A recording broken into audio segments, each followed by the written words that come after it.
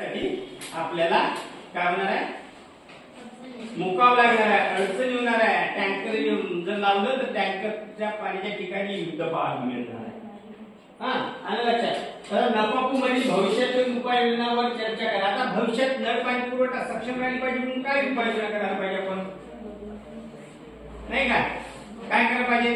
जे शासनाचे जल जीवन मिशनच्या माध्यमातून बोर मारून दिला, टाकी बांधून दिली, क्षमतेची पाणी नळ कनेक्शन केलं, सगळ्या गोष्टी केल्या.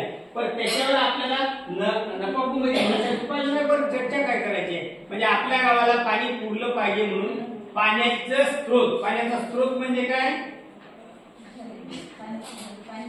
विहीर, नळ, बोरवेल, नदी, नाले, जिथून पाणी मिळते ते पाण्याचं स्रोत. मग ते स्रोत बळकटी करण्यासाठी आपल्याला काय करावं लागणार आहे?